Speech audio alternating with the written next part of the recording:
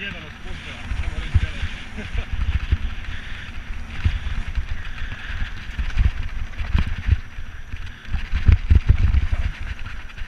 Ovdje tu treba ići jako široko, baš je ulaz onak fino zajeban.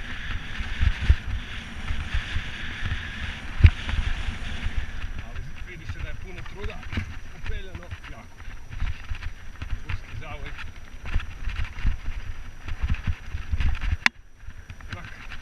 Totalni old school. Preko ceste. Izgledam diva.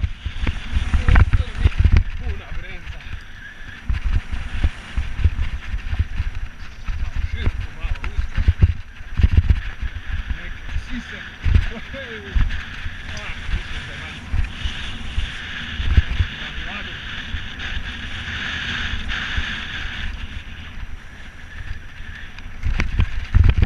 Jako zajebano, treba će jako pratiti sunce jer dosta se slabo vidi i jako zajebano, zavo isto. Mada ne mogu ništa pravo. Možemo usko, možemo široko, možemo svašta nešto. Baš fino, fino, lijepo strma staza.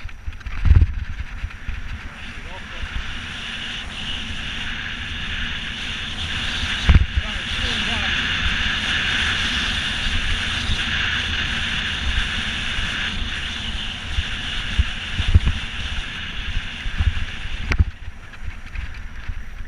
Tu negdje gore, ovako tu, ovdje, desno, to, izlaz, ovuda, ne, desno je trebalo ići, malo desno, da,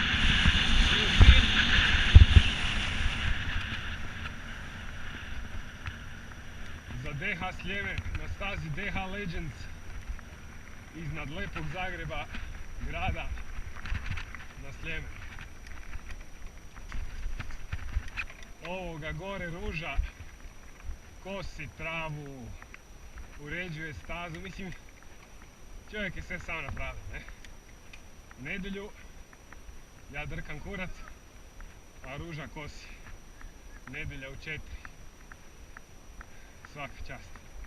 Sad idemo gablat i vidimo se za tjedan dana.